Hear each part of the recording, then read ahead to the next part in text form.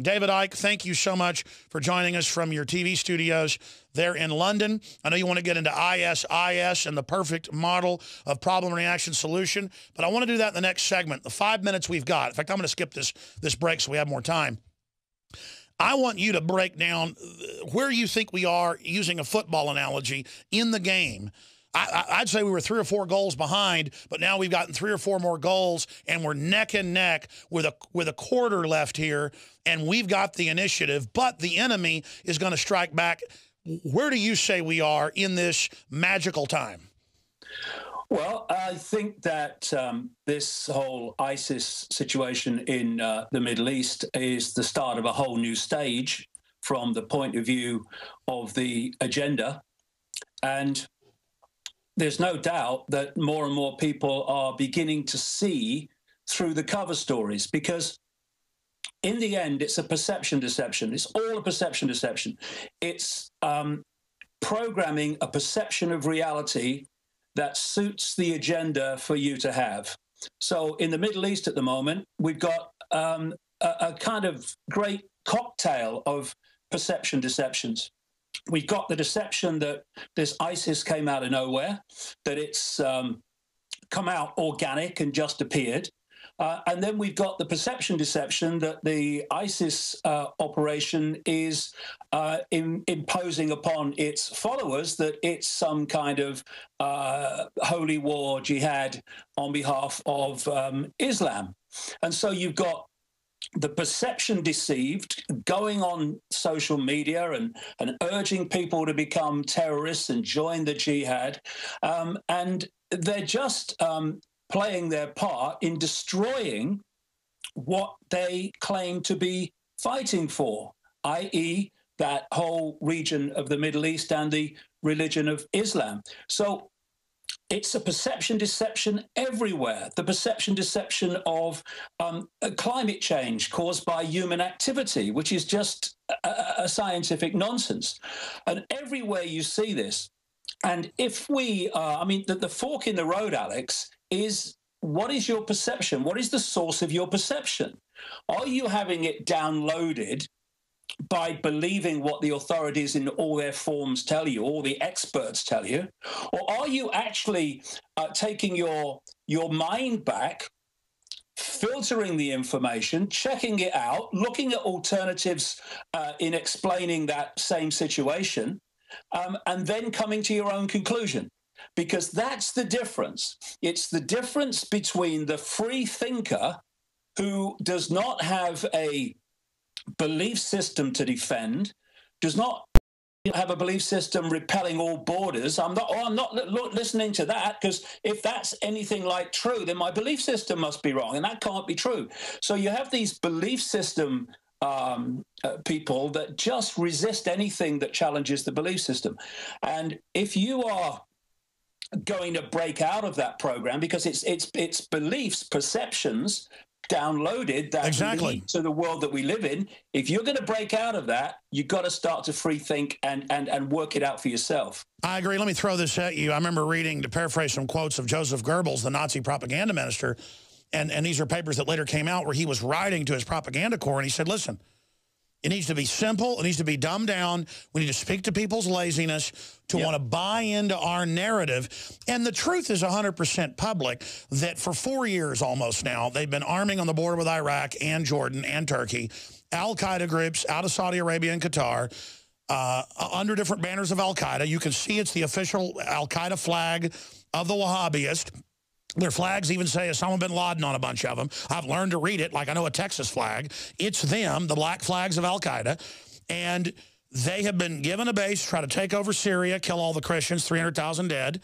And now they're flooding in. And our own government says, get rid of the prime minister. He hadn't played ball. We want to break the country in 3. But we can't beat ISIS. Obama came out today and said, of course they can't beat them. Because with a deal in Saudi Arabia for taking the blame for 9/11, even though Iraq got attacked, they are now giving the Middle East to them, just like British intelligence set up Saudi Arabia to begin with and had them take over Syria. And this is setting up the Middle East under al-Qaeda. And then down the road, they'll probably even overthrow Saudi Arabia. That's being said now. And then we'll have a huge, giant war with that. I mean, it just goes on over and over again. It's all public. And as you said, though, now Dianne Feinstein, Dick Cheney, all the usual suspects are saying, give your rights up. Terrorists are going to hit us any minute. Oh, we've got to stick our hands down your pants, David, while the U.S. border is now officially wide open. And they pay, the Border Patrol pays, they don't just let them in, they pay to ship them in to the interior. So it's all a giant hoax, and we've reached this point where they just don't care. What's happening, David? Well, you know, in this situation at the moment in the Middle East with this ISIS, and of course ISIS is one of the names for the goddess in the religion of this cabal. And if you notice, by calling it ISIS, they have got newsreaders and news reporters to use their language, like ISIS forces have taken Mosul.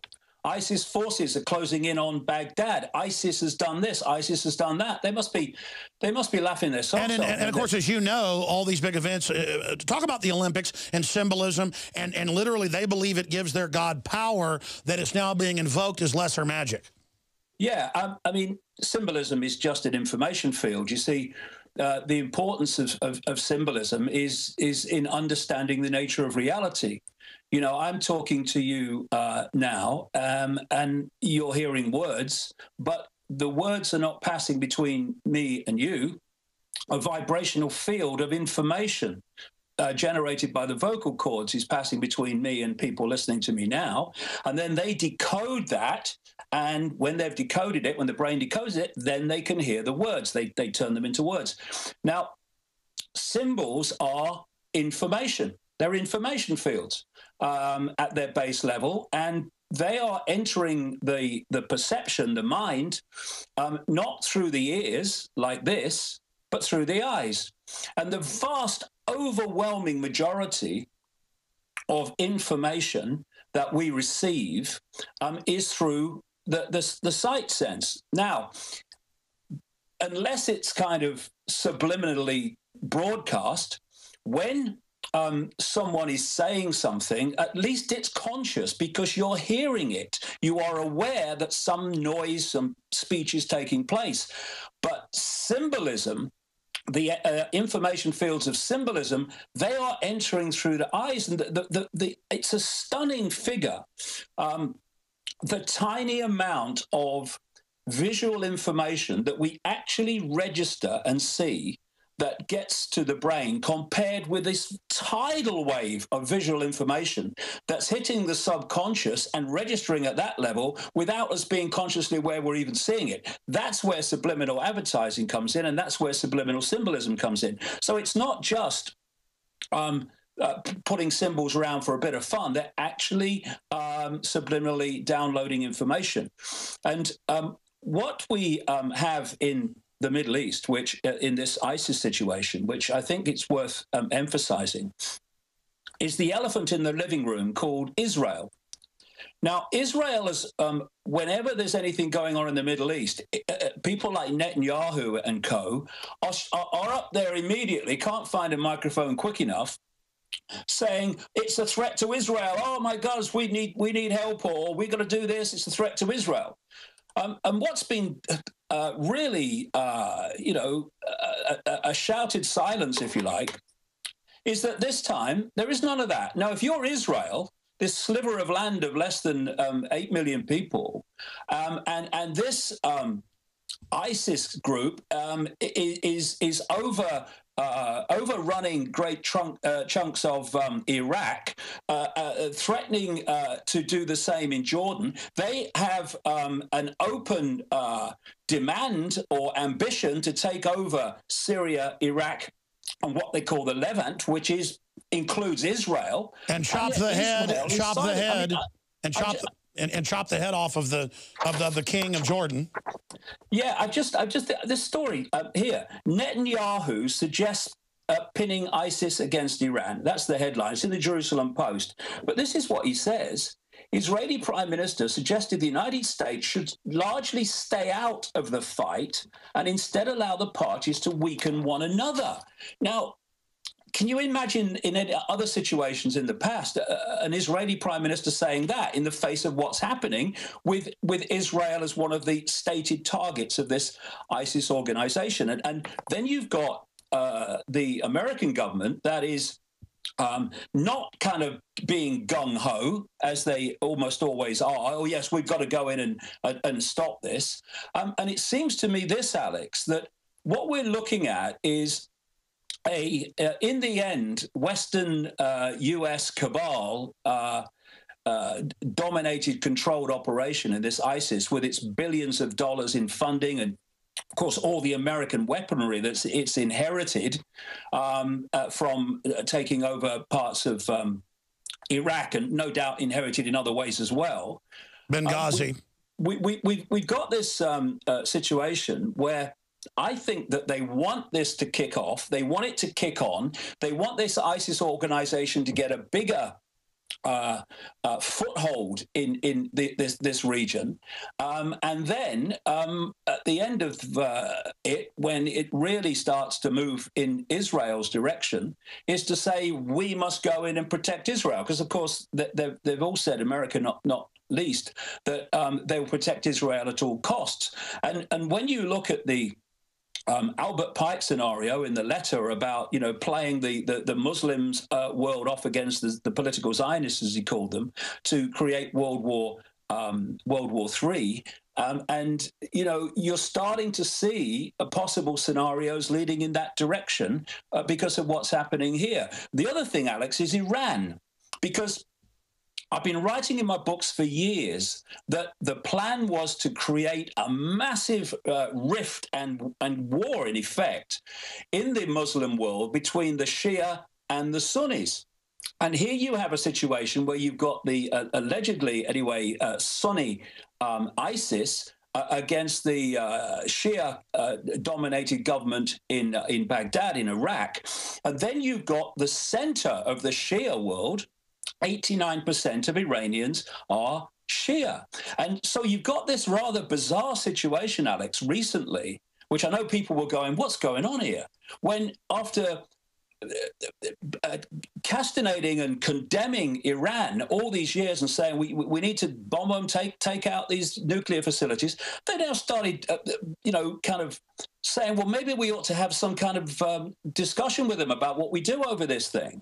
And I think the answer to why is they want to draw Iran into this Shia Sunni conflict, because once Iran's involved in that, it will never get out. No, that's it. And what you then got is this mass of interconnected conflict in that same part of the world. No, that's it. And look, here's the bottom line. It is a Saudi Arabian, NATO, globalist-backed giant army formed and trained in Turkey, Jordan, and Western Iraq. They were given bases. We reported on this 3 years ago in Western Iraq. U.S. forces trained them. It's a giant army with thousands of vehicles able to roll right in, and the Iraqi military was told to stand down. The U.S. military didn't go in like the Highway of Death in 1991 in Kuwait and take them out. And then now Obama says there's nothing we can do about it because this is an official launch to bare minimum break Iraq into multiple pieces. Iran may even be double dealing, and the prime minister of Iraq has said this, to get a third themselves. So Saudi Arabia gets a piece. This new state gets created out of the north and the eastern or western area with this ISIS group.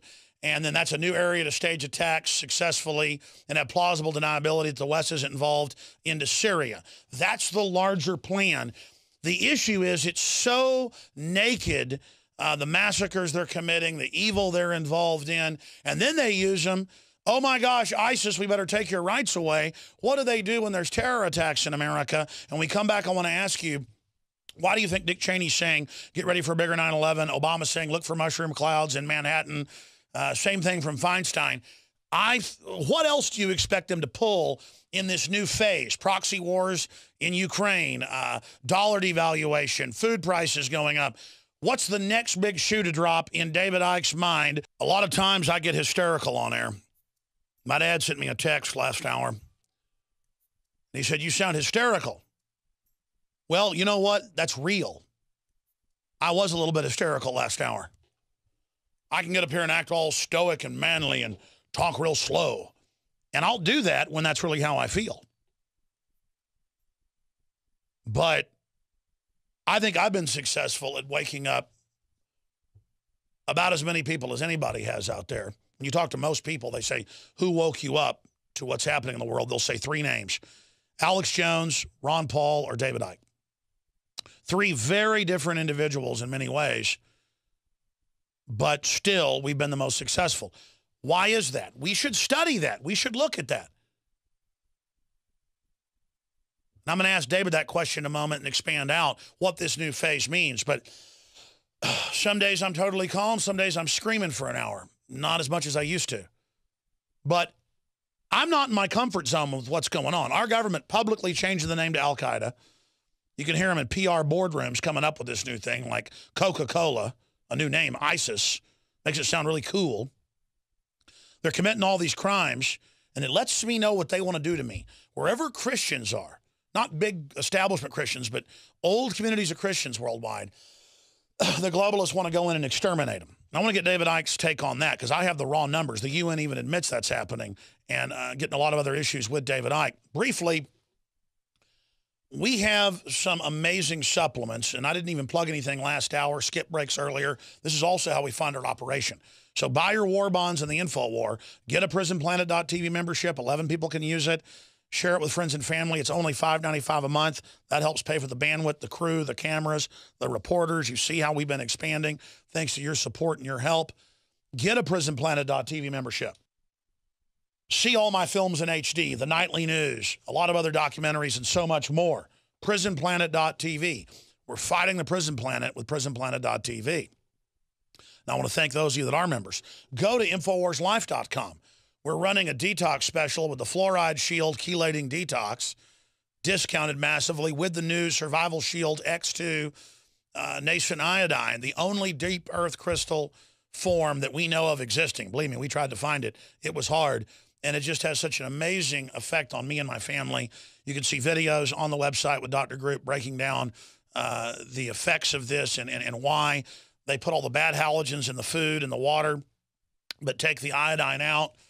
And when there is iodine, it's the bound type. This is the true nascent iodine.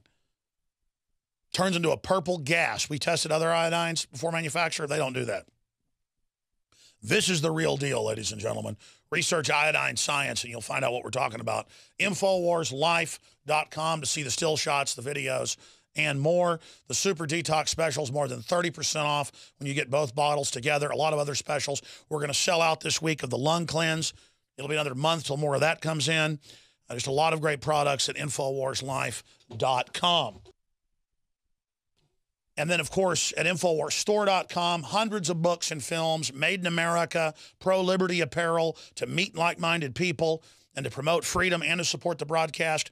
Everything we do has to benefit the InfoWar, raising human awareness and consciousness to what's happening, support you, be high quality, and support us. I only believe in win-win-wins. I'm obsessed with it. And I notice my whole life I've done that. That's why I've been successful and I sleep well at night. But now I'm more and more become totally obsessed with it. I mean, it's got to be a win-win-win-win-win. And everything at InfoWars.com, at PrisonPlanet.com, at InfoWarsStore.com, at InfoWarsHealth.com, at InfoWarsLife.com is a win-win-win-win-win. That is my philosophy. With the globalist, they'll go 100 miles out of their way to make sure you don't get anything from them. We've all run into people that don't like making you dinner, don't like making you feel good, don't have hospitality. The type of people that really enjoy thinking they get something, you get nothing. And that's the New World Order predatory philosophy. And there's a battle for the future of this planet. DavidIcke.com is his website. We're very honored to have him on with us today. I'm going to try to give him the floor now and let him break down all the questions I've thrown out about what is this next level the elite are moving into. In the football game analogy, we are seeing a big awakening, but where does he expect all this to go, David Icke? Well, it's been a progression, clearly, along a road going way back. You know, people like George Orwell and Aldous Huxley with 1984 and Brave New World, they weren't coming from their imagination entirely, or even much of it. They were coming from a point of view of having access to the projected agenda. And they both said that. They both said that in public white papers. Yeah. And, you know, in my last couple of books, I quoted a man called Dr. Richard Day, who was a Rockefeller insider. He was an executive of Planned Parenthood. And in 1969, he was addressing a meeting of pediatricians in Pittsburgh, Pennsylvania. And for some reason, only he knows, he asked people to not take notes and not record anything, because he was going to tell them how the world was going to change. And what he then did was tell them what was coming and why. And one of the pediatricians did take notes and later did some interviews before he died, explaining what this Richard Day said.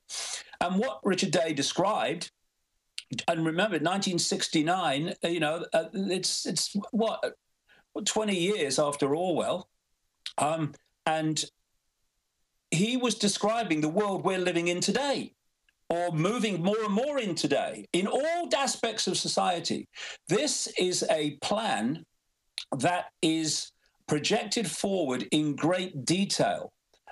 Therefore, what's coming is what they plan to come, and that will be upping the ante. It will be increasing the pressure. It will be moving further along the road in all these different areas, everything from GMO and food to additives like that, to the radiation agenda, which is phenomenal. You mentioned iodine a few minutes ago, Alex. Millions and millions and millions of times more radiation, technologically generated, than there was 50 years ago, that we're now kind of living in, like this sea of technological radiation. And given that we have an electromagnetic field, an electromagnetic level, that is going to impact and does impact upon us. And if the electromagnetic level, the electromagnetic field, which some people call the auric field, is disrupted by technological radiation, that plays through into the body as a distortion and a disruption, and we call that mental or emotional or physical dis-ease. So it's progressing, just as we can look back and see how it's progressed. But of course, there are certain points where it progresses very fast because of events that are orchestrated. And of course, the best example of that is 9/11, where the agenda moved forward more in the 10 years after 9/11 than it had in a lot longer time before that.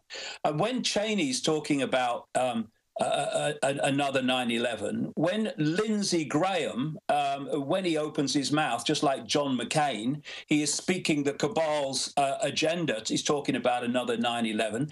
Over here, we're getting just the same, Alex, with the Prime Minister David Cameron warning about, we've got to increase surveillance because of the terrorists coming back to Britain. We've got this guy today, Liam Fox. Liam Fox is a British politician who's simply an agent of Israel. That's all he is. He's an agent of Israel. And he has come out today and said we need to have more surveillance, etc., more Big Brother, in effect, to meet the challenge from jihadists coming back to Britain.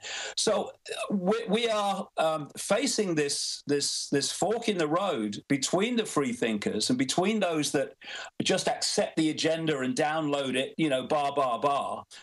and the number that go that way or that way will decide where we go as a human race, because we've shown when they wanted to move the Syrian invasion, which is what it is, in fact, they wanted to move that along because it was behind the timeline. People opposing that stopped that bombardment and affected the agenda, because, you know, people like you and me and all the others that do this, the idea is not to be proved right. It's for what the agenda is not to happen. It's about using that information to head off what's happening. And so it's not just about, you know, watching your own prison being built. Oh, look, oh, yeah, oh, they're putting the roof on now. Look, you see that? I told you they'd do that, didn't I? We need to stop the roof going on.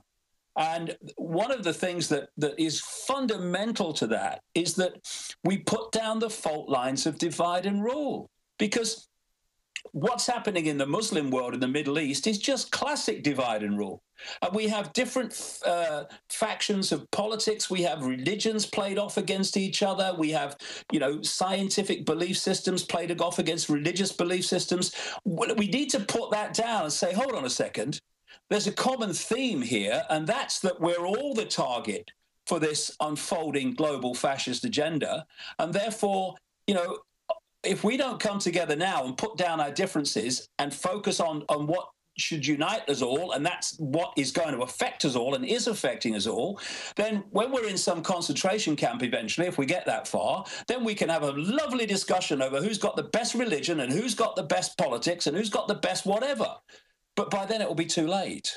And what they want, if you're targeting a vast population, and there's comparatively few of you, and my goodness, it's so few at the core of in the shadows, in the center, then you have to divide and rule the target population, and we allow it to happen so easily. I mean, look at the Middle East. I mean, we have people at war with each other over some argument centuries ago over who should be the natural or the right replacement for Mohammed.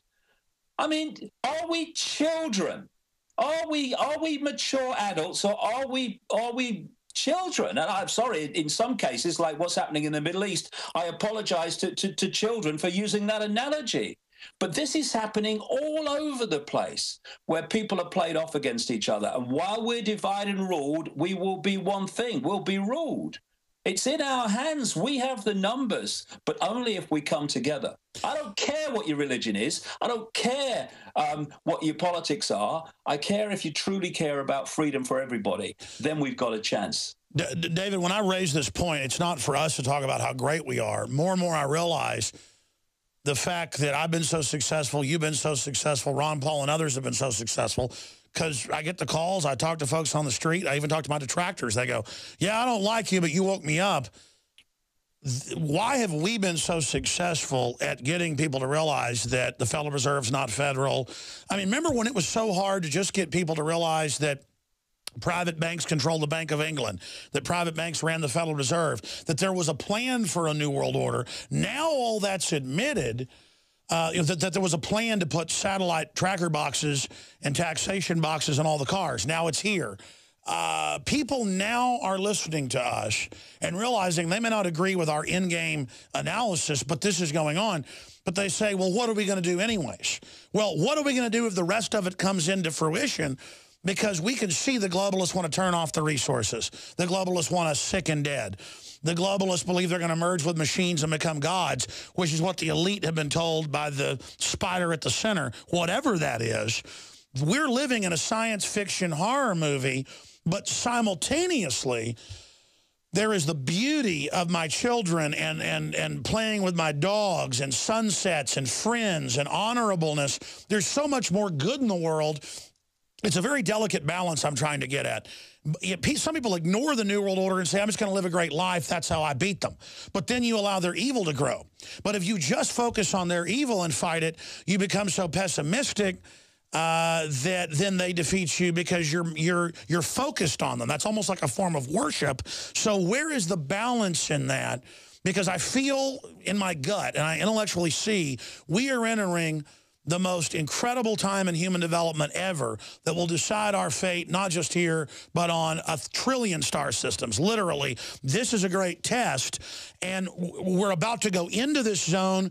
We've entered the edge of it, the jump point, the flash point, the critical mass point, and I just want to somehow, I just constantly feel like I should be doing better as I enter this key point.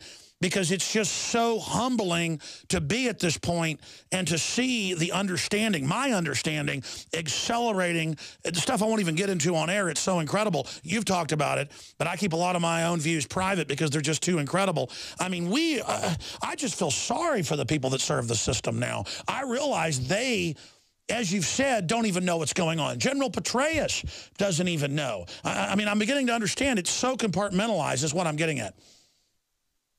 Yeah, it's incredibly compartmentalized, and if it was not, it couldn't work, because you have to keep people right up, really close to the spider, really, in ignorance of the full magnitude of what's going on.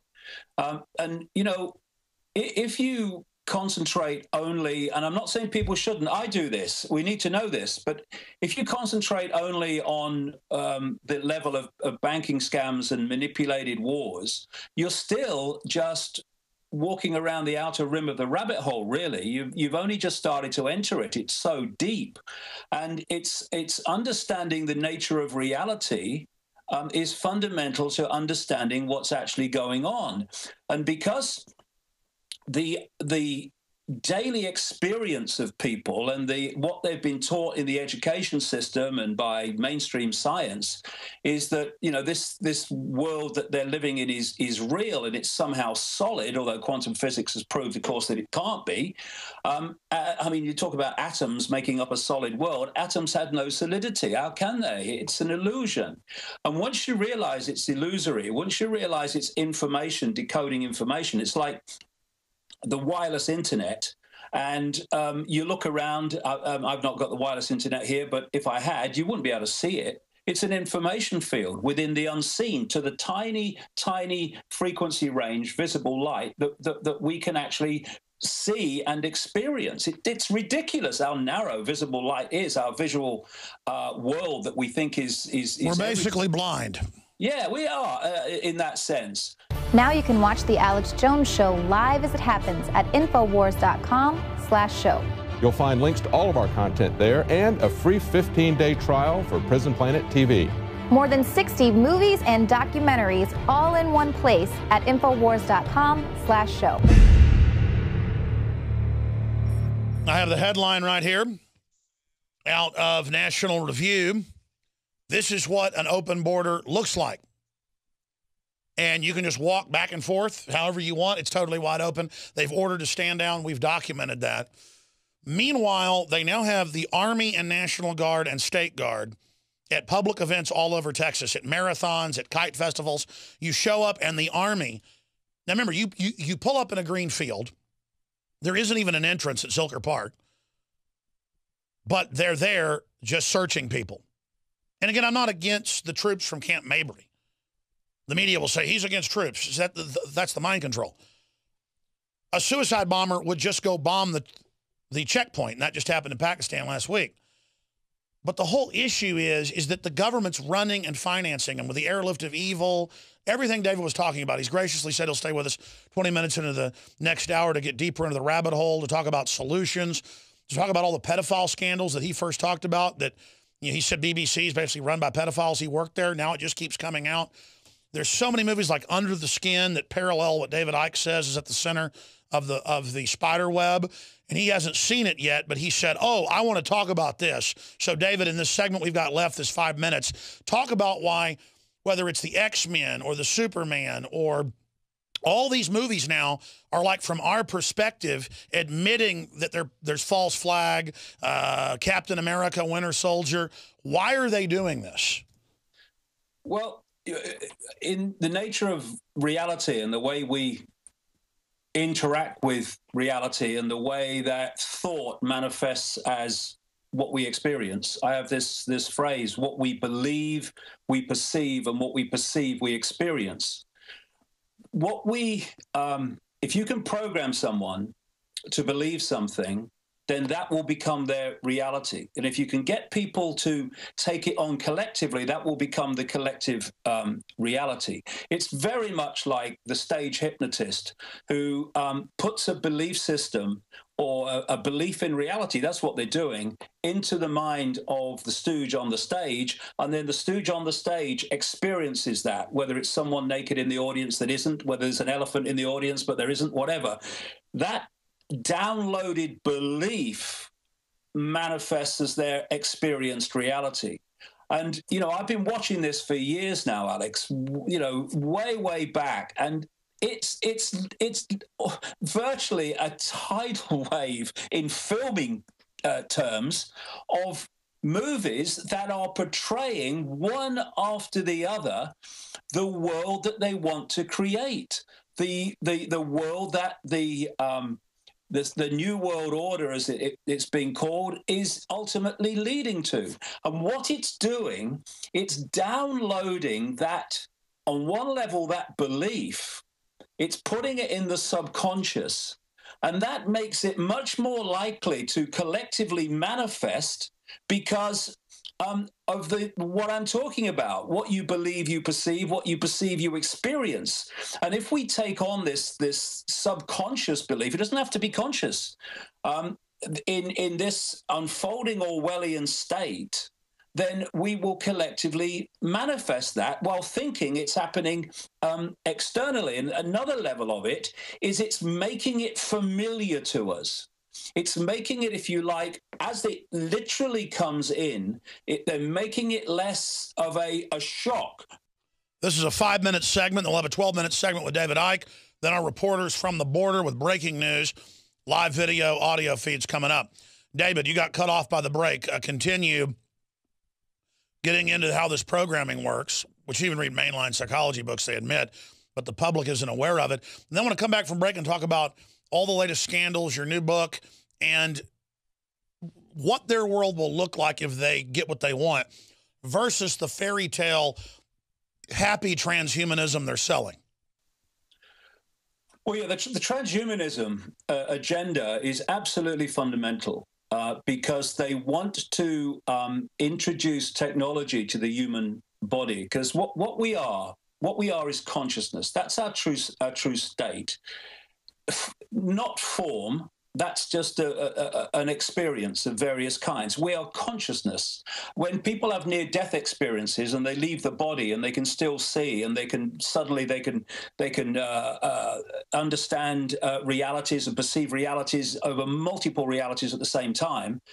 So many endless people who've had near-death experiences have told this same story. And when you come back in the body, if you like, what the body does is it locks you into this tiny frequency band called visible light. So when you leave the body, you leave that limitation that the body concentrates our reality, our attention, into this narrow band of frequencies. And what the controllers want, what the manipulators want, is to suppress our awareness, to suppress our consciousness, so we don't expand beyond this frequency band. Because once you do, you start to see the world in a different way. Because most people at the moment, although it's changing, because they are so focused on the five senses, everything is filtered through the five senses. It means that they're in this world and they're of it. The only source of information they have to get a fix on who they are, where they are, world events, anything, is information, when you're in that five-sense mode alone, coming through the eyes and the ears. And who controls that? The education system, the media, and peer pressure from people who've been through the education system and been programmed by the media. So once you're in that mode, you are little more than a computer terminal on an internet. But when you expand your awareness beyond that point, and you go beyond that limitation, you start to perceive things, you start to have insights, because now, although you're in this world in terms of your body and your experience of this reality, you're not of the world totally in terms of your perception of reality. And when people expand their consciousness and start to, in effect, look into the world instead of being in it and of it, that's when you're called mad. That's when you're called crazy, because you are seeing a reality that most other people aren't seeing. And I've used this analogy before, but I think it just so explains where we are. We live in a madhouse. And if you're born in a madhouse and you grow up in a madhouse, madness to you is sanity. And people who come into the madhouse or can see beyond it and say, actually, this is a madhouse and this is why, those that can see only the madhouse, who think it's normal, that think it's sane, they think the people that can see beyond it are mad. This is what's gone on throughout human history. And what the controllers want is they want to hold us in that five-sense reality so we don't go into that greater expanded awareness of everything. And that's why, if you look at the world, Alex, it's all about the five senses. Touch this, smell this, look at this. It's all about pulling you into the five senses. It's the new sixth sense. They want to shut off the sixth sense with a new artificial consciousness. Stay there.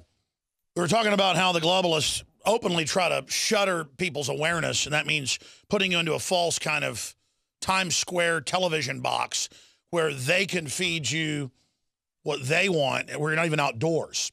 But beyond that, transhumanism is sold as this empowering system, but it's all got Trojan horses in it to dehumanize and to take us beyond just the five senses into an artificial consciousness, synthetic tyranny. And I want to finish up on that subject with David Icke, get into some of the other things that are happening and where they'll take us if they're able to win. But first, throwing one more point out, North American Union. They are completely getting rid of our borders. We know borders are an old tyranny, another construct. But you don't go to pure libertarianism by having open borders and saying millions can come here and get everything free. The globalists are pushing it because it's a new political bloc, again, for divide and conquer. And Breitbart reports on the train of death to the U.S. all the way from Central and South America, all the way from El Salvador, right up into the United States.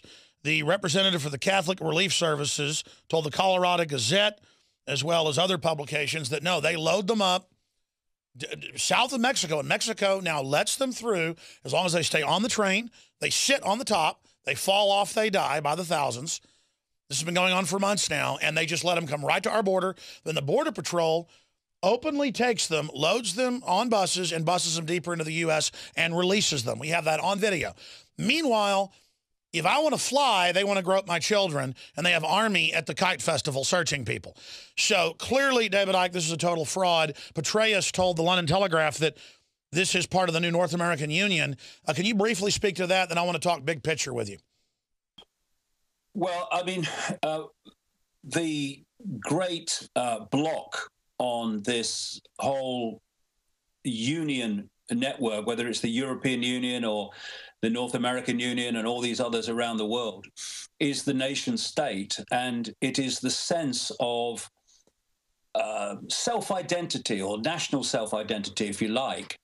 And one of the things you see in their documents when they're talking about how they're going to, they are doing it, when they were talking about how they intended to socially engineer society and get society how they want, one of the things was unfettered immigration. This was in their technique to destroy a sense of national identity. And so in the European Union, of course, the very nature of the European Union is that within it, there are no borders in terms of people coming in and out, virtually no borders. And so what you're doing is you're taking loads of people from this culture and you're putting them in that culture, and loads of people from that culture, you're putting them in that culture. And in the end, it's just one kind of universal culture, if you like. The sense of national identity has gone. Now, personally, I'm not a nationalist. I love the landscape of Britain, but I'm not. Britain. I'm none of that stuff. But If we're going to be streetwise, we need to go beyond that and understand why it's happening.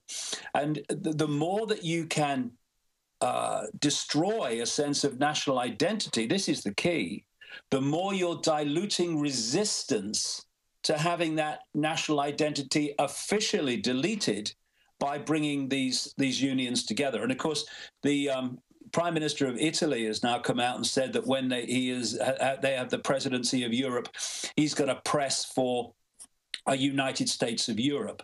Well, what he is just a puppet, because the United States of Europe was planned from well before the original common market ever started. And you were a conspiracy theorist if you said that, and you've broken it down so beautifully.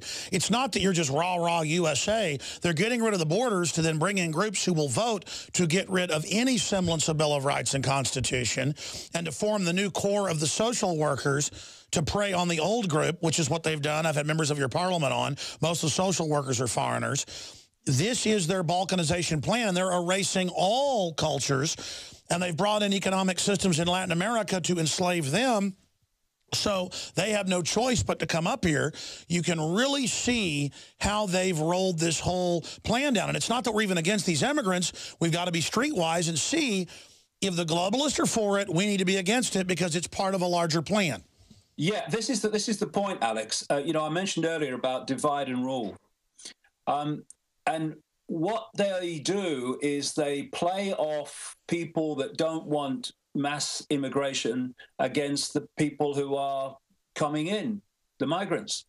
And yet both, this is the thing we need to understand, both are victims of this cabal. The immigrants coming into various countries in vast numbers are being used and manipulated just as much as the people in the country. And this is where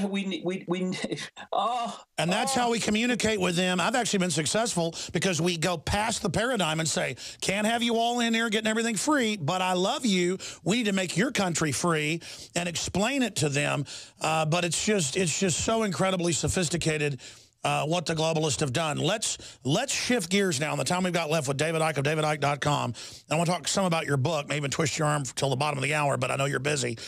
David, what happens if they win? We know it's not the heavenly transhumanism Ray Kurzweil world, because we've got the globalist-owned documents. It's 90+% population reductions. The rest of us merge with machines like something out of the Borg. Where does the spider want to take us ultimately? Well, it will be a world in which people have no ability to free think. Their thoughts will be downloaded to them, and they will love their servitude. You know, some of these transhumanists are talking about that. I mean, this is what Aldous Huxley was talking about. You get people to love their servitude. Although, you know, they're robots, you manipulate their minds so they actually enjoy it. And we've got a guy in this country called Warwick, Professor Warwick at Reading University. You know, don't start me off. Who's talking, you know, he's been one of these people that have pushed the microchip agenda and the transhumanist agenda. And he's saying, well, you know, if you can feel good and feel nice and feel happy, why not get attached to the Matrix? And it's the complete end of the human being as we know it, where you have the ability to process information and come to your own conclusions. That human will exist no more. It will be a biological robot that will just respond to stimuli. And now DARPA admits what we knew decades ago, and we're kooks, that, oh, we're going to start brain chipping the troops, and, oh, we've been doing tests for decades. Yeah. They had remote control rats and roaches, as you know, 30 years ago, and now they're rolling it out. And, hey, it's great if you've got epilepsy and a brain stimulator chip makes you be able to live happy. The problem is that's now attached to the internet, that wireless system, and to the spider, and you literally now have a control node from the spider hooked into you. Yeah, I mean, for me, I mean, there's this movie that's going around in Britain at the moment, it would have been in America earlier, called Transcendence. And that was about the internet becoming conscious. And we're now having scientists speculating on whether the internet could become conscious. Well, I think it's already probably conscious. I agree. And the idea is to lock us in to that technological consciousness, so that it is feeding us all our thoughts. And it's something that sounds, well, even less and less now, but to many people will sound completely science fiction. But that's where we're going. And so when we are seeing this this movement to have brain computer interfaces, that's because the body is basically, I've been saying this for so long, it's a biological computer. And the brain is a biological computer. And it's because of that, one's a biological computer, one's like a technological computer, but because the principles are the same in how they work, the basic principles, that's how you can have brain-computer interfacing. The idea is to make that the norm so everyone is connected technologically to this technological collective mind. And again, the consciousness of this new AI system being fed the ideas, the dreams of humans, is now a future predicting system with almost total accuracy of mass movements, cornering the human market, and that ends free will, because if you can track what the future, you can then put in data that will actually change the course and control the future. How long do you think stuff really gets crazy? I wonder, Alex, if that's not already happening. I agree. Can you, in your gut, do you? A lot of people are picking up on the new consciousness. A lot of people feel the dread. I don't think it's a very sweet thing that's been created. Now, I have been convinced for a long time that we are being fed a reality, and the more that we, if you like, get programmed into it, like with these movies that are portraying the world they want, the more powerfully it affects us.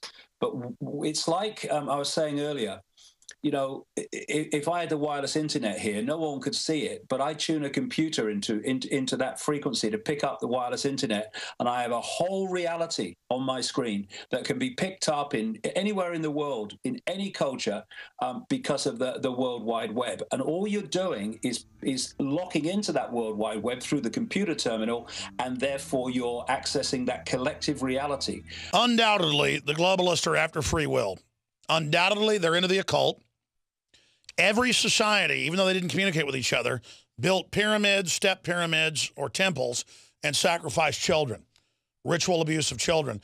And David, I know you're a busy guy. It's always great to have you up. I appreciate you coming on. In closing, I want you to talk about your new book, but I want you to answer the question, because I've thrown out there a few times, and I know you're not into your ego or whatever, but we need to analyze why you've been successful, myself, and a handful of others as kind of the icons of the awakening, to understand what's made us successful at waking people up.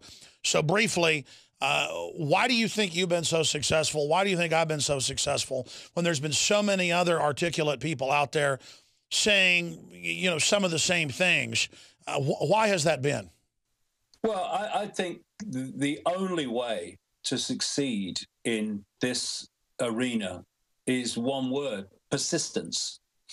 When you refuse to take no for an answer, when you refuse to even accept the possibility that you will give up, and that you know that the day you keel over and leave this reality, you'll still be doing it, and you'll still be trying, and you'll still be doing what you can, then when big challenges come up, when you get the abuse, when you get people trying to undermine you, when people attack you, when people ridicule you, because giving up is simply not an option, it means that instead of feeling sorry for yourself and walking away and sitting in a corner, or walking away and thinking, I'm not doing this anymore, you keep walking, you keep moving, you do more, you are persistent. And when you do that, you break down barriers. And key to that over the years is that what people have said is shown to have validity. I mean, when I was at the height of my ridicule, which was almost of historic proportions in this country in the 1990s, early 1990s, I was of the belief that if what I said had any validity, then it would be shown eventually to be so. And then all that abuse would start, and ridicule would start to fade away. What do you mean it will go? My goodness me, it hasn't. But it would start to fade as more and more people went, hold on a second. What this bloke said then, it's happening. And then you go on to the next thing, more persistence, and that process repeats itself and repeats itself. And eventually you part the seas, if you like, and more people start to see, actually, this person, whoever it is actually worth listening to because they've got a track record. Look, it's happening, what they said. And this is why I say to people, if you hide and keep your mouth shut and don't speak your truth because you fear the reaction of others, then you are not going to have that process of eventually people saying, hold on a second, what he said is happening. My goodness, what else is he saying? Because you've never said it, because you were frightened to, because people would ridicule you or condemn you or whatever. If we don't have the backbone to speak our truth, whatever that truth may be, then how can any of us talk about freedom? Because there's no greater freedom than being able to speak your truth no matter what it is. That's right. Without that fundamental freedom, there is no other freedom. That's right. So it's persistence, and it's having the balls, basically, to say things that are unacceptable to society at that time, take the consequences of that, but keep saying them until the day dawns when people start to say, hold on a second, he's not as mad as we thought he was. Look. And without those two things, then you're never going to be successful in communicating this information. And it's like that anywhere in life. They want people to be spectators who aren't on the field. And I didn't really know the answer to that when I asked it. But that's total truth, what you said, Veritas, sage advice. Having the basic fundamentals, having your instincts, having the research, the history, and knowing you're right and never stopping, that's what they're scared of. And that's why we've been successful. We haven't been caught off in the infighting. It's because we had a passion for freedom and truth. We've been successful. David Icke, it's great to know you. DavidIcke.com. The new book's out. Thank you so much for coming on with us. We really appreciate you spending time with us. And hopefully you'll be back with us again very soon.